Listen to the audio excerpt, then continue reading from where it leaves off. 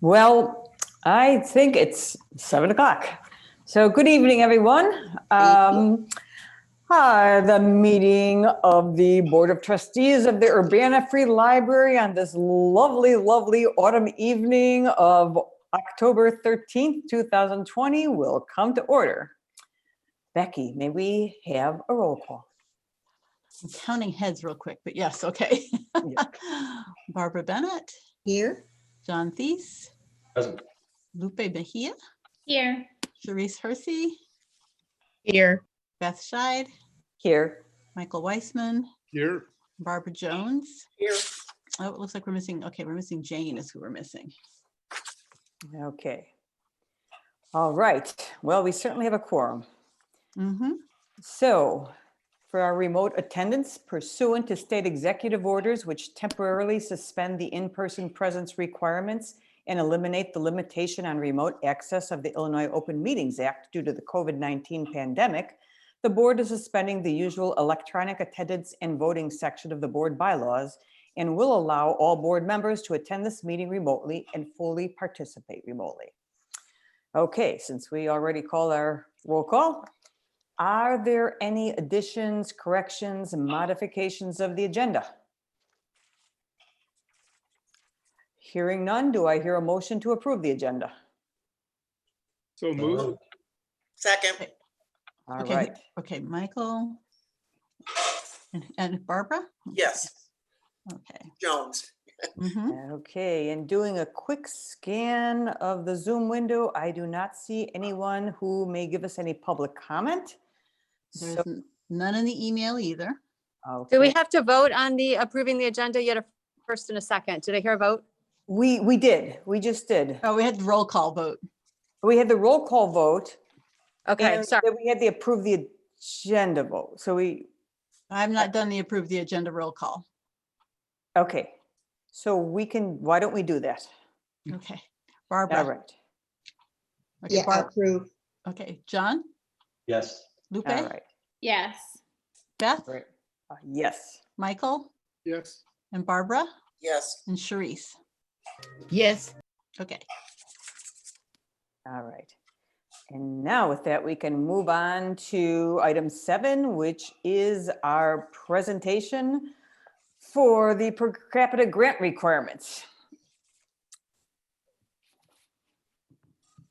And Donica, you are co-host. Alrighty, got it. So hello, thank you. I'm going to kick us off with the presentation tonight. Myself, Rachel Fuller, and Amanda Standerfer are going to present 5 chapters to you.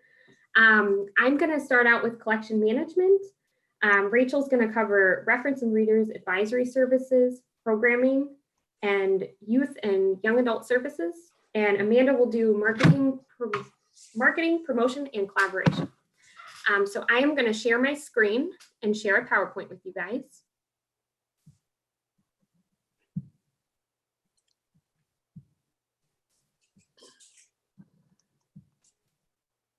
And I'm going to start off with collection management. So I'm going to read you the introductory paragraph about the standard. So the purpose of the collection management standards is to ensure that Illinois public libraries offer a full range of materials and electronic resources that are current, accessible, and relevant to community needs. Collection management includes planning, selecting, and building of resources in all formats needed by a library's community. So the Urbana Free Library and the Champaign County Historical Archives create and review collection management policies based on our community's needs. And we provide a wide range of materials in a variety of formats. And that's reflected by the 2 collection management policies that we have that are available on the Your Right to Know section of our website. So everyone, those collection management policies are available for everyone to view, including our patrons. So a few of the things that we do to meet this standard is that we provide, so we do meet all of the checkpoints on this standard. So one of the things that we do is provide both physical and digital materials. So those are reflected in our physical items like books, audio visual, like DVDs, CDs, e-resources. We have database subscriptions that patrons can use. Some of them can use them from home, and some of them are in library use only. We also have local history resources, which are listed in the standard. And we have special collections. So that includes the archive special collections materials, but also the circulating special collections like musical instruments, sewing machines, learning kits, developmental toys, board games, and things like that. So all of those meet this standard. We spend at least 8 to 12% of our budget, our operating budget, on materials for patrons. Both CCHA and the Urbana Free Library meet that standard. We both have board approved collection management policies. In order to meet our community needs, the archives and the library at large both offer physical and digital resources. And for the collection management, librarians are professionally trained individuals who are the ones who oversee collection management, which includes weeding, purchasing, and evaluating materials. We use standard library practices to catalog materials in both of our catalogs. And in order to share our resources, we share our catalog with Champaign Public Library.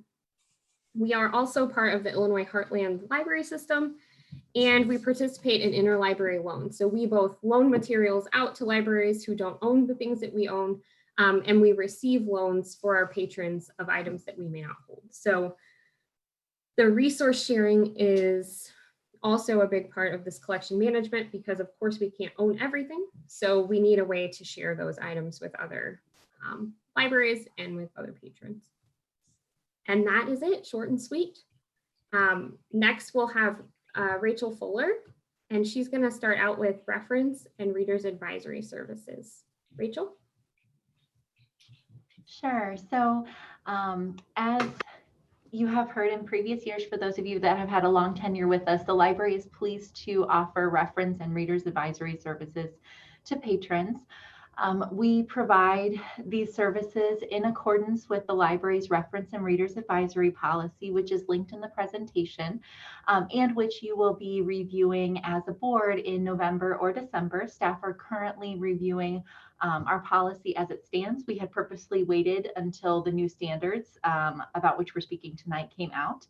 And so you will see that policy shortly. Of course, we provide our reference and readers advisory services in person, via phone, and via email. And then we also try to make sure that we have an excellent variety of tools available for staff and patrons to use. So those include all of the databases that are linked on our databases page, and some of which are pictured for you there on the right-hand side. Some of our databases include EBSCOhost, Novelist, Libby, which is ebooks and e-audio, Canopy, which is streaming movies, Hoopla, which is a variety of contents. We've got ebooks, comics, movies, TV, and music as well.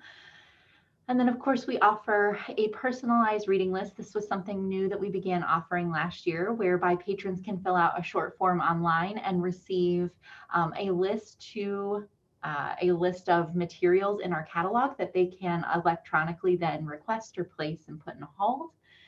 And then new this year, we are pleased to offer our Books and More bundle service. This is an expansion of the library's teacher hold service and is in response to COVID.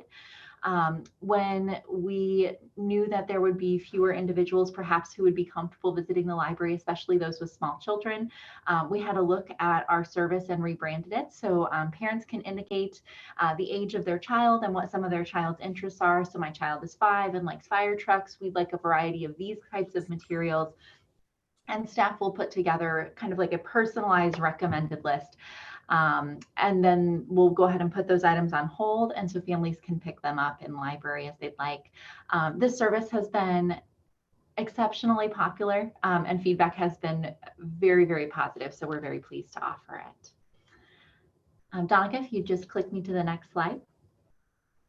I'm also pleased to speak with you tonight about programming and the way that our library meets the standards with regards to programming. So with regards to non-library use of library meeting spaces, we do have the meeting room policy, which was recently approved by the board. Thank you. And we also make sure to offer a variety of types of programs. So we offer programs that are educational, recreational, informational, and cultural. And we, of course, strive to serve all members of our community. I will talk specifically about youth and young adult services here in a minute. But again, we offer programs for a variety of ages. And you can see some of the pictures from some of our programs up there on your right. So we have pictured two girls holding pillows that they had made as part of our Makerspace Junior program. As you can see, they're thrilled with them. Below our pillow holding friends, we have a group of women who are doing a cross-stitching program as part of a partnership with Craft Stitching.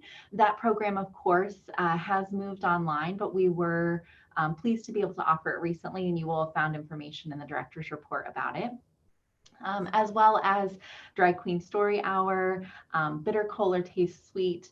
Many of our programs now, of course, are online, but those just don't photograph quite as well as the in-person ones. So there we are. And then Donica, if you just move me forward once more.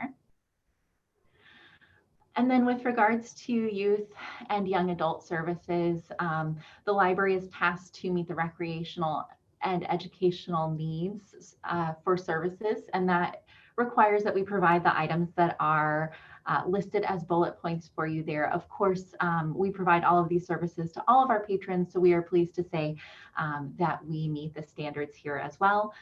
Some particular areas where we have responded in the past months or made adjustments, of course, again, have to do with COVID. So Books and More Bundles, of course, falls under youth and young adult services. And our ever popular teen open lab, of course, can't meet in person right now. And so we have transitioned it to teen online lab, and we have themed days. So Tuesdays are book club days, and then Thursdays are craft and maker specific days. So of course, all of our programs are important for the community, and it's important that our community knows about them and that we get the word out. And so Amanda will be talking about marketing and how our library meets the standards there. Hi, so this chapter, chapter 13, spells out best practices for how libraries can be more patron-centric when developing programs and services and communicating about all the things the library does. Marketing and promotion are not just external functions of the library. Staff must also be aware of everything the library offers in order to holistically assist patrons by connecting them to other resources and services within the library and the community. So the end goal is to have satisfied patrons that return to the library frequently. When reviewing chapter 13 standards, the library meets or exceeds all of the standards, and many of these standards include activities that support our strategic plan goals. For example, there's a standard about having a marketing plan that's regularly reviewed and that supports the strategic plan. And the library has what we call an engagement plan, which is kind of an umbrella that incorporates everything from marketing to outreach and our other communications, our social media. And we are regularly reviewing this and thinking about how we're interacting with patrons, the goal that we're trying to achieve through this communication, and how these communications can develop or deepen relationships. During the time that we were closed, we definitely adapted our marketing practices to increase our communication and then also standardize how we were reaching out to community organizations and businesses. Our open rates for our e-newsletter are well above industry standards, and we continue to add new subscribers. An area that we're hoping to improve in is how we collect information from other libraries and even other industries related to marketing, basically to give us ideas. So we do this informally right now, but we'd like to have kind of a cohort list of libraries that do kind of cool marketing that we can borrow from them occasionally, but also other organizations that we think do kind of fun things. And just maybe have that list that we regularly check their social media, their website, their services and programs, just to kind of spark some creativity.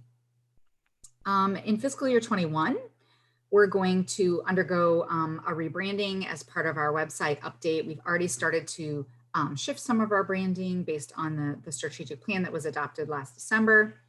And we've already started to adapt some of our other marketing pieces, like the headers on our e-newsletter are a new look that are consistent with our new brand. But once the website is done, that's kind of the big piece that will be changing. Let's see, 2 other areas we're focusing on. We want to, I already mentioned this, that looking at other sectors and how they handle their marketing, we feel there's a lot to learn from other similar service sectors that could be incorporated into the library.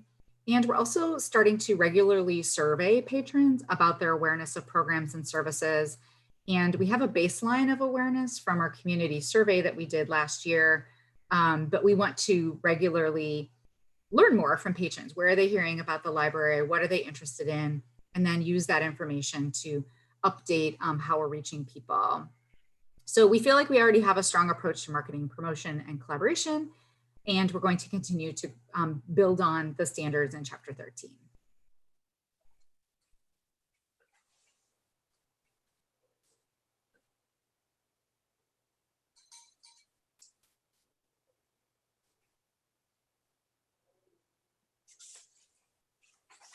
Does anyone have any questions? And actually, I have one, but I'll let someone else take a chance first.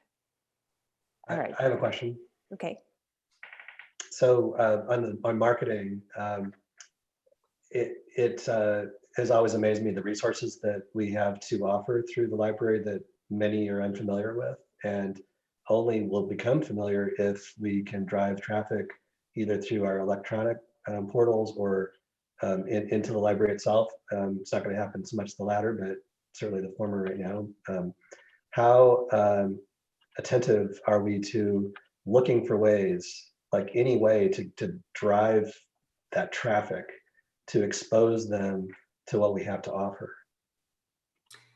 Yeah, so that's something that we've been talking a lot about because I would say right now it happens sort of informally. So we rotate different posters around the building about our different electronic resources. We put out different bookmarks. We'd actually started doing every couple week bookmark rotation for our different databases, that anytime somebody checks something out, we'd put the bookmark in. So trying to increase awareness of all that we have to offer among the current patrons. And one thing we'd like to develop is a more formalized funnel. So when you get a library e-card or even a regular library card, you get a series of emails kind of highlighting several of the different more popular electronic resources like the ebooks and Hoopla and Canopy. Right now you get kind of a welcome email that has a ton of information, but we know that getting consumer attention quickly and establishing that loyalty happens usually within like the first month or 2 months of a connection with someone.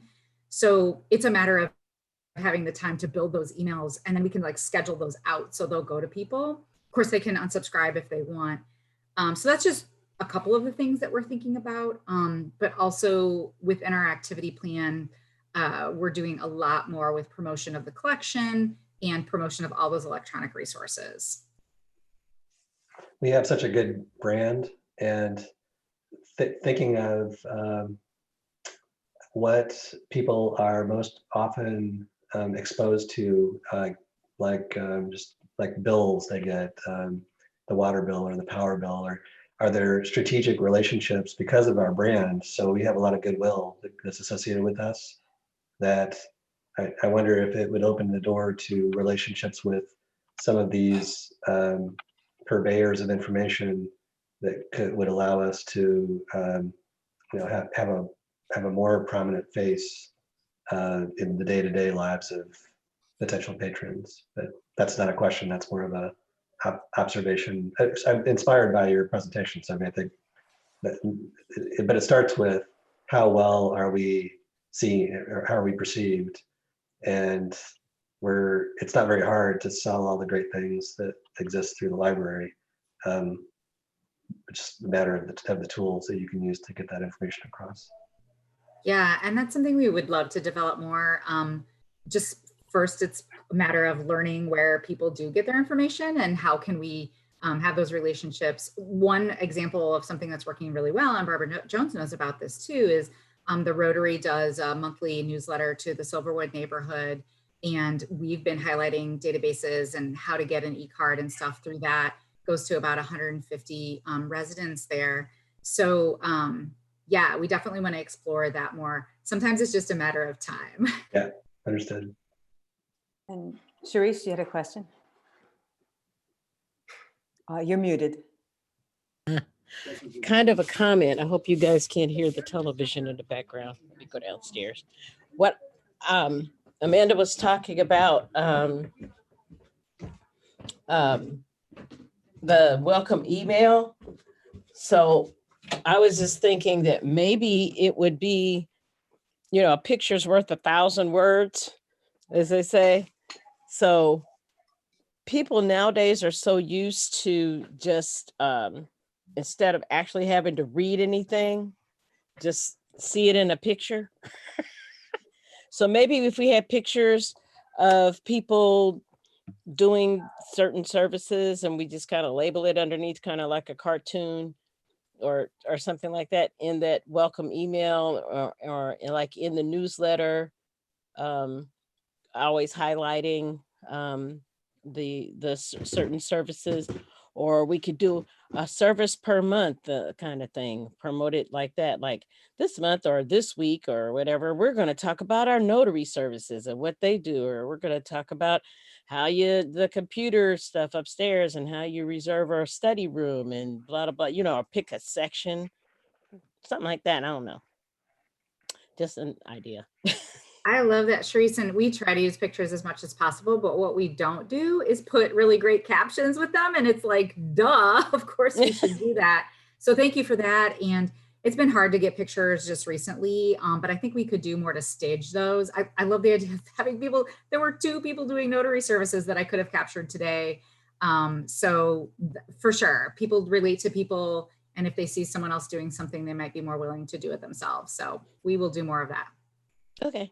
Well, even on that, I mean, we're such into, our online meetings and stuff, but using our social media like Facebook Live to do little videos showing what those services are. So like Sharice was saying, they don't want to read it. So if we just show it to them, say, hey, look, you can come in and walk up to the desk and use the notary services, or here's how you, find these links and utilize these resources. So we're so used to watching and seeing everything online now that may be another avenue to reach people. Yeah, videos is a great idea. And I hope you all saw the video I did today about the new online hold shelf. I did a Facebook Live. People love that stuff. And so that's an awesome idea too, Lupe. Thank you. And we can make them real hokey. They already are. It's just me talking. Hi, kind person. Would you like to check out your book? I think Sharice is volunteering to be in Oh, these no, videos. no. Terrific, Sharice. Hello, citizen. Come and get your notarized your stuff notarized here. I'm recording Sharice now. Don't you do Oh, great. No, excellent. Well, actually, I have a question, maybe not so exciting as marketing and communications, which is always really exciting. But I go back to collections, and it's more of a curious question, and I don't know if there's even an answer to this, but it struck me as I was looking at everything that Danico's listing under collections these days. And I know we've always done well as far as spending a little bit more than the recommended amount on collections as a percentage of our budget. So who recommend amount these days, and have they accounted for so many different types of items that now might make up a collection? And some of them are probably more expensive than the book, journal, periodical budget of old. And when you're going through all the things in the special collections, and it's just a real heterogeneous bunch of things. So whoever sets standards, how do they approach it these days as far as talking about what the budget expenditure should be? And if anyone knows that, and maybe there's no quick answer to that. All right, I've stumped everyone. All right. Well, don't you use the Illinois has certain guidelines, correct? Mhm. And so my question is, I think, Barbara, so does Illinois update those guidelines or have they been pretty much Yes. steady state? Yes. Okay, all I right. just don't know. I see Rachel nodding. Maybe you know how often, or is it every year? Or Not every year, but Celeste did recently serve on the committee that brought forward the most updated standards. And so they are looked at and reviewed and discussed among libraries regularly because, of course, 8% of a small budget is not the same dollar amount of 8% of a large budget, right? And so what does that mean when there's a recommendation made for all libraries across the state? And so it is reviewed periodically. Celeste, I don't know if you remember exactly how often it is. I think the time between standards revisions varies. This was some years between. And then what we did is we looked at not having one number, but a range of numbers this time that people could use to meet the standard. And I would have to see which chapter that is in. I don't recall specifically, but yes, Beth, that is something that is taken into account. The other thing that was taken into account is some libraries include the cost of outsourcing the processing in their total materials budget, whereas here we have internal staff that do that work. And so we weren't including those staffing numbers or stamps and stickers and labels in our figures. We were using straight materials. So we put some options into the standards so that people could be more apples to apples, but there's still definitely some apples to oranges happening. Okay, thank you. No, very, very good answers. Yeah, because it's an interesting area, obviously. yeah, I have a Okay. couple questions in that regard because I've lost track of it. But do they have a way of counting? How do they count access to e-content? Because I remember when we were talking about getting away from number of volumes because it doesn't mean anything anymore. It's all about access, really. So I'd be happy to answer that one. So with regards to counting access to digital content, we do that more for the Illinois Public Library Annual Report, the IPLAR, than we do with regards to the particular standards that we're talking about. But that being said, we do count how people access electronic resources. The state of Illinois has issued guidelines with the most commonly utilized database that will say, for this, count this. For this resource, count this type of access, because of course, each of those companies has a different way that they count things, whether it's viewing of an entire, let's say, streamed movie, or whether it's a minute of content, whether it's accessing particular items or clicks, or whether it's particular sessions. And so the state library has worked together to create kind of a chart that will guide all libraries through the state in terms of how to count each of those access points, right? Because it is much better for us to, as a state, be consistent than for each library to make that determination on its own.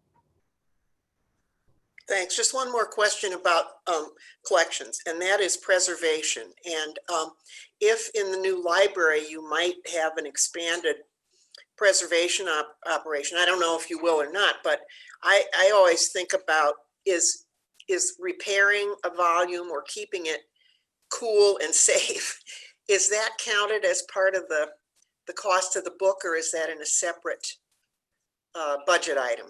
I don't remember. Rachel, you want to do this one? You want me to? So the acquisitions department, Barbara, works with repairing items, or they send it out to bindery. And so we have different lines. So if it's a matter of the book just needs some glue down the spine, it will be sent to acquisitions and they'll take care of it. But for example, when Donica has things bound, that's sent out to the bindery, and there's something in the supply budget for that. So it depends on the kind of repair or preservation it needs. Okay, thanks. Okay, I think I'll move on from this, but thank you. Learned a lot, very interesting. And thank you all for your presentations. That was a very nice way of summarizing. You read through it all, but then when you all take the time to highlight the important parts, I think that it helps it stick in better. So really appreciate you doing that. Good job. So let's see, moving on to the consent agenda. Would anyone like to remove anything? And are there any corrections to the minutes? Okay, And then with that, do I hear a motion to approve the consent agenda? I so move. A second? A second. Okay, roll call, Becky. You're Muted, muted. but we can guess, we can read her lips. I go around the square, so. But wait, Becky, someone's got to read the consent agenda. You have. Oh, I'm to sorry. read Oh, it. thank you. Gosh.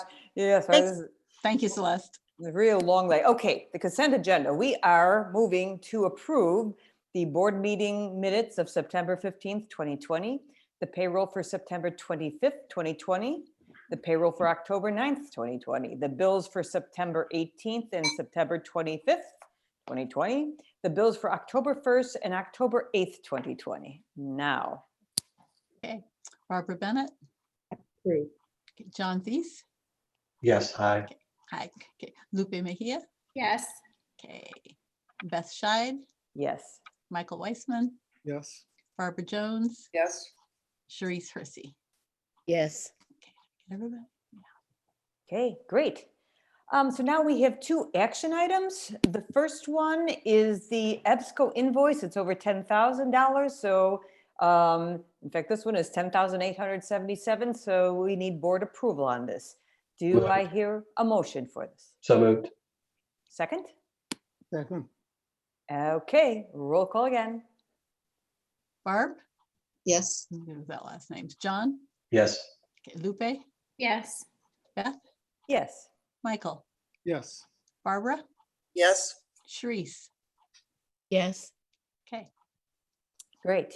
The second item is just the review the computer and internet use policy. This time there were no changes to it. This is just simply reaffirming the policy that's in place.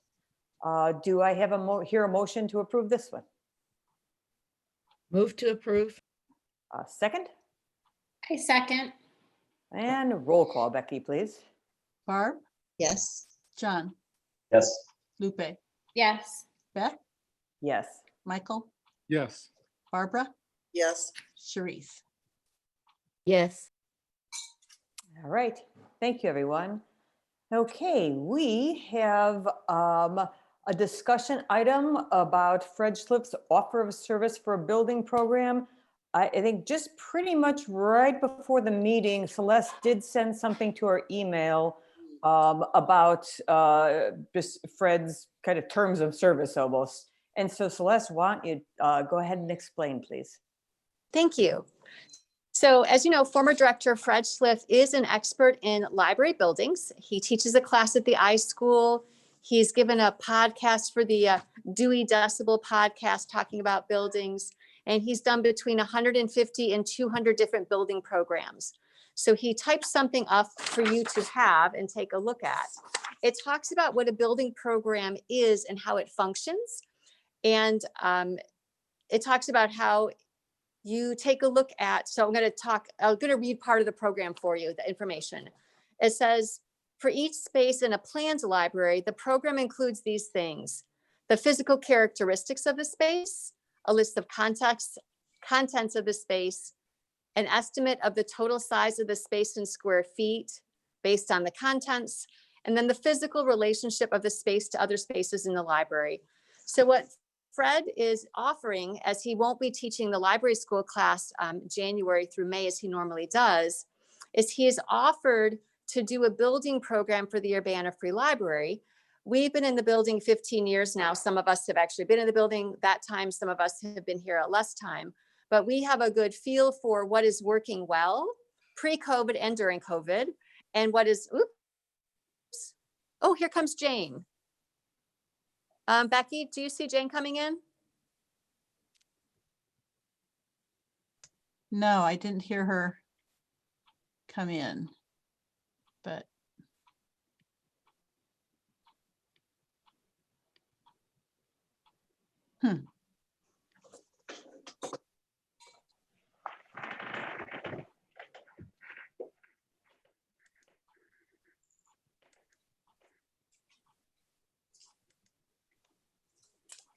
Where's Celeste? I don't know, do we lose Celeste?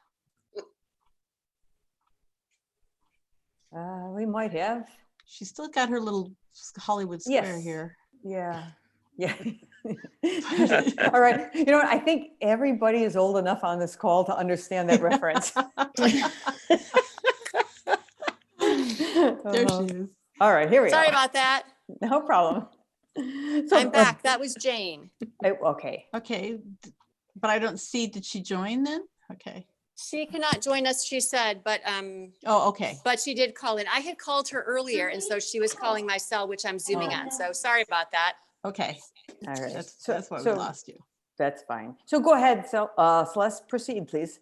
Okay, so in any case, we've been in the building a number of years and have a feeling for some of the kinds of things that we would like to see. Fred said in a conversation with me that building programs are good for 4 to 5 years, and that without changes, let's say, and then after that point, 4 to 5 years, so you're looking at 8 to 10 years of value on spending the time now to do a building program. I think a number of us are hopeful that within the next period of years that we can move ahead with some type of building expansion. Working with Fred now will give us the opportunity to have an expert help us develop this program. So Fred recommended having meetings with each department of staff, with the library board, the Friends of the Library Board, the Foundation Board, and of course, get community feedback as well. And Fred wants to do this all via Zoom so we can all be together, but be safely together. So we will come up with, if the board is interested in this, I'll come up with a gift agreement.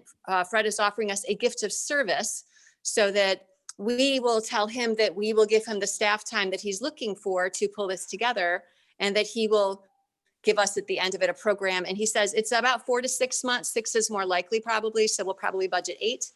We would probably start in that February to April timeframe, just thinking rough ballpark, to be done before the end of the year so that he's got time to prepare for his coursework, which was then start again January of 2022. So it's an exciting offer from an expert in the field. I think it sounds like a wonderful opportunity for us, and the fact that he's being very generous with both his time and gifting this to us, it's just exciting is a good word for it.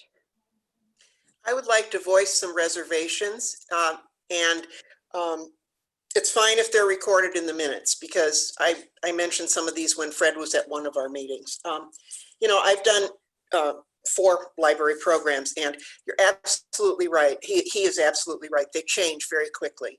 And I know he's been retired for a while. I know he teaches, and I know he's written a lot. He's highly respected. But I would wonder, I guess what I'm saying is, this is going to be, I'm guessing, a burden on the staff, just to, if you're budgeting your time. And I know Fred listens. He's a lovely, generous person, and he will listen. But things like makerspace, things like teen labs, things like how fast technology changes,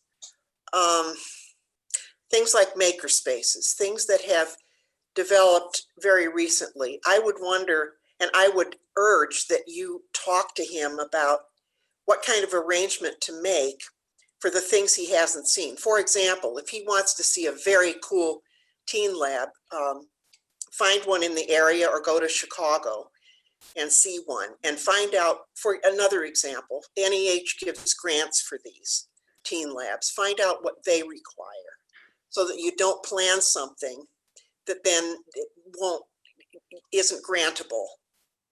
And those would be, it's not a reservation really about Fred, it's about how much time it's going to take from the staff, because I'm guessing he hasn't worked with these things before. And that's it,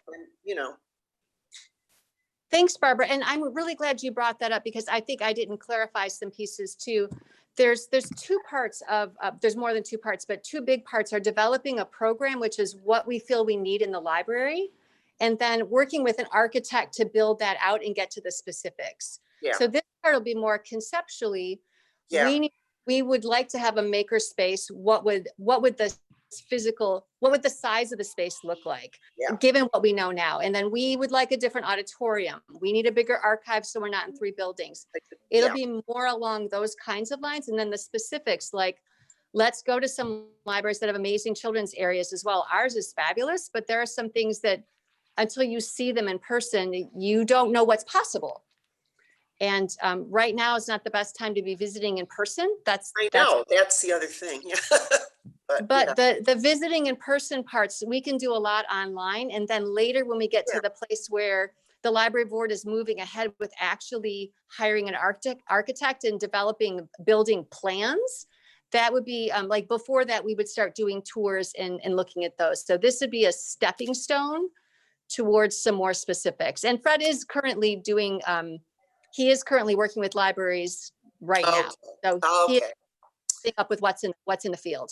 Okay, thanks for letting me know. I remembered the nightmare at Minnesota Historical Society where we did the program for the reference room, and it was while the technological change was going from microfilm readers to computers, and we totally designed the space wrong. We had all these tons of microfilm readers, and they became obsolete during that time.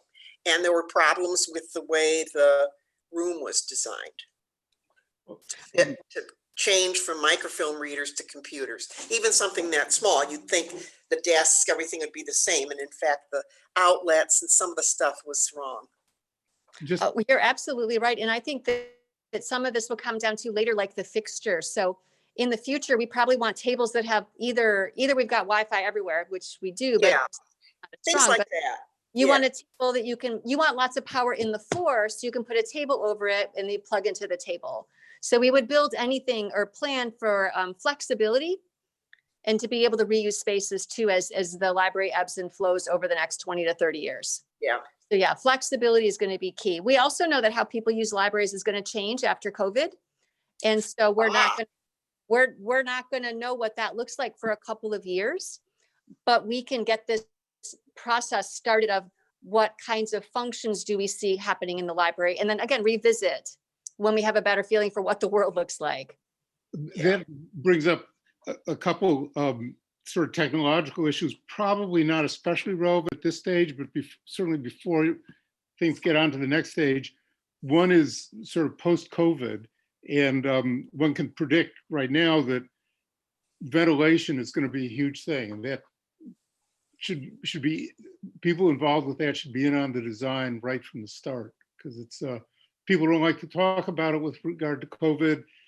Instead, they talk about hand washing and things, which turn out to be much less important because it's harder. It's easy to wash your hands, and it's harder to go back and say, whoops, we should have built the ventilation a lot different many years ago. But along the same lines, right from the start of when an architect starts to get involved, really we should be thinking about energy, all environmental things, but primarily energy.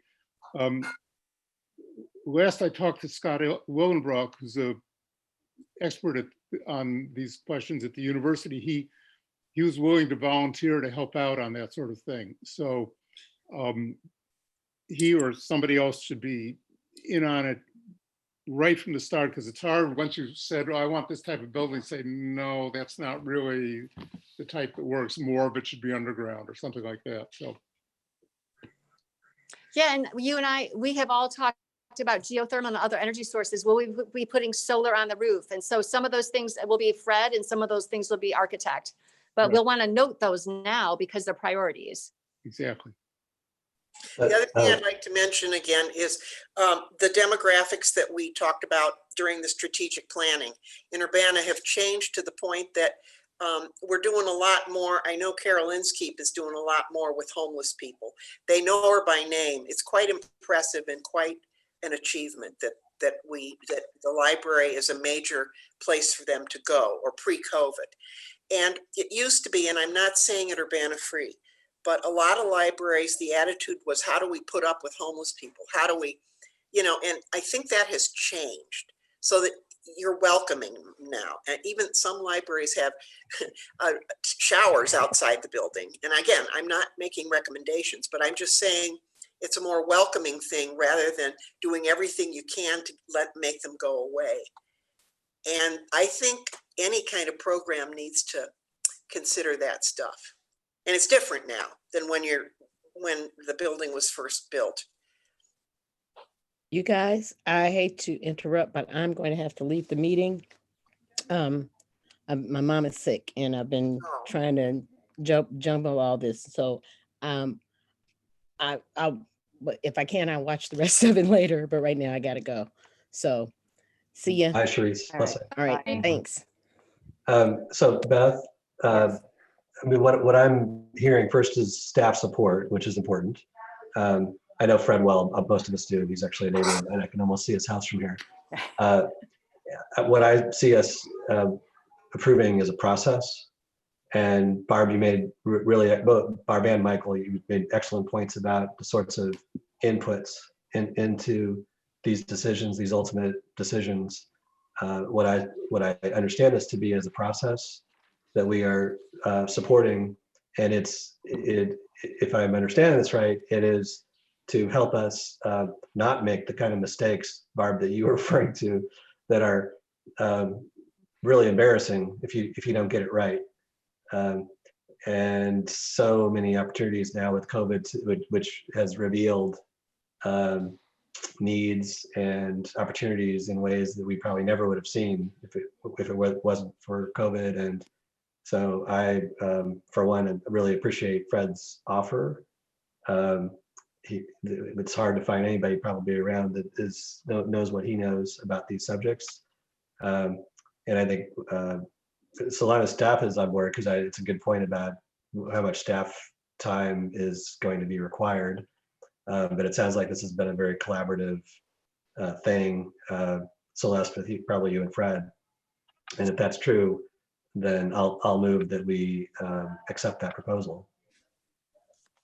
Okay, so but this was not necessarily an action item at this point. This is a Okay. this is a Then I don't discussion need to do item. that. But I think everyone can read Fred's proposal it should all be in your email, and then maybe we bring it back next week as an action item. Next week, right? Yes, next yeah, month. yes, in the library weeks, right? Next month, yes, definitely. Okay, great. First of all, am I right, Celeste? Was that an accurate summary of your take on all this? Yes, Good. and I have worked with Fred on the 2 books that he's written. He has shared all the chapters with me to get feedback from a person in the field. So he and I think work quite well together. Great. All right. Exciting. So let's move on to the reports of the liaison officers. Do we have any reports from the Friends? The Friends that I can report for the Friends. Oh, sorry, Barbara, unless you are reporting for the Friends. No, go ahead. They started sorting again. So we had, you might have seen our blue like laundry cart tubs. We had 3 of them full of books and another stack of donations. So the Friends did come in and sorted through all those books, put them into their categories, and they will be coming on maybe a weekly basis to keep up with the items that are being donated to get them boxed and underneath the stairs in storage for whenever the next book sale will be. So you're accepting books. So we do it. On an appointment kind of basis. Also, people sometimes just dump them in the book drops. So we find books as a gift. So if you that? want, what's that? Do you prefer that, or would you rather have us come with a box and run? Up and run. It's better if you let us know you're coming. And so that way, Eleanor, we quarantine the books. So that way when the Friends them, when they come in and staff don't have to touch them. So if you know you want to bring some donations, please call the circulation desk and we will set up a time to drop stuff off and accept them. Thanks. So that's what I have for the Friends. Okay, and then now how about the foundation? Celeste, will you do that one as well? Sure, they're rocking and rolling. They're coming up with their annual appeal letter and working through that process. We've got in the director's report that they have passed a couple of the policies that they've been working on. And they are looking at how their treasurer position works. So they've been doing some external work to get ready for the appeal and thinking about the renovation of the corner lot or the development of the corner lot, of course, with library board approval. They're fundraising for this. This is year 2. Last year was year 1. So we want to be able to do something special on the corner. And we will let you know how the campaign goes. Look for a letter in the mail soon. Great, thanks. Lupe, anything from Heartland? Yes, just a quick update. So registration is now open for the IHLS Member Day, which is being held on November 10th. So the title for this year's membership day is Beyond All Limits. It's going to be all virtual. Excited to announce that David Lankus from the University of South Carolina is going to be the first keynote speaker. So he is a well-known advocate for libraries and very passionate about the role that libraries play in today's society. Plans now have 2 or 6 breakout sessions that are going to be held at 2 separate time slots with everything from collection audits to developing functional boards of trustees. A closing speaker is also still in the works, so there should be a closing keynote speaker at the end of the day. And all of the sessions are going to be recorded, so attendees can attend at any time. So someone who's been doing lots of virtual conferencing lately, it's nice when those sessions are available at different times. So registration is open now and the deadline is November 2nd. Wonderful. Thank you for the report. Okay, and then moving on to the administrative report, a lot of really good content this month. It's always a good report, but boy, good content. So Celeste, anything you'd like to highlight? Actually, I would like to add one extra thing that didn't make it into the report. One of our colleagues in IT went on to a different opportunity, and so we've been reevaluating that junior systems administrator position because we hire young, talented people who then get experience and move on to other places with their wonderful experience. We're Yes. looking at a new model. We're looking at hiring another person for tier 1 service and then contracting with an outside company to work on things like backups for us and cybersecurity and putting some of those bigger picture pieces into place. So we've got consistency. So we're working on an RFP. Drew and Dawn and I are working through those pieces. So we will be coming to you at some point in the next couple of month future with a budget amendment. Instead of having it all be staff, it'll be some for staff and then some for an outside contractor. We would hope you would support us in this effort. It would be more efficient for our time, we believe, and give us some greater consistency when new people move on. There's a learning curve for everyone. Yes, this sounds really familiar. Yes, definitely. So yeah, that sounds very logical. Anything else you'd like to highlight from the report? We are super excited to have the secure ballot box out front, the drop box in the in the public parking lot. And then I will say that it is our intention to have the election, the voting happen here in the auditorium as we did with the primaries in the spring. People can come in that northern door. There's bathrooms. It could be closed off from the rest of the library, be a nice secure spot. We are waiting to hear back. There's a lawsuit about whether or not municipalities have to close for the election holiday. So we're a polling place in a home rule city, and there's a lawsuit that says maybe municipalities don't have to close at all. So we are planning to be open. If we were required by the state to be closed, then we will be closed except to be a polling place. Otherwise, consider us open. Okay. Yeah, interesting. Yeah, it'd be good to get some clarity there for sure. The lawsuit will be heard on the 15th. So hopefully I'll have something for you soon. Okay, and I will have to say, my daughter is so tired of all of her peers saying, "Have you voted yet?" That we did drive, and I have a very fine video of her putting her ballot into the Dropbox.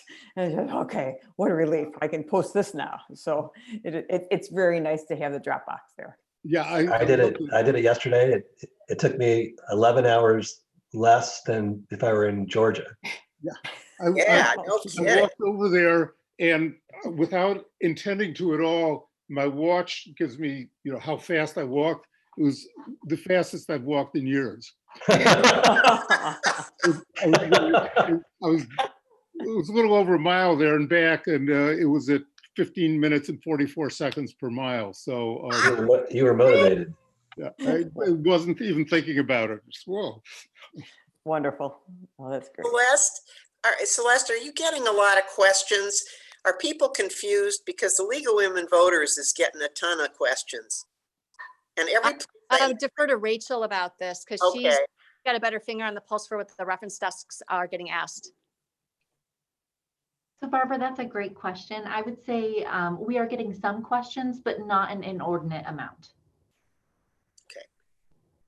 And do you have information sheets for people, or, because I was going to say the League of Women Voters has done a lot of that work if you want a stack of them. But maybe you've done your own. Well, we do have resources that we can provide to patrons, but we would be Okay. more than happy to also take copies and provide what the League of Women Voters also has. Okay.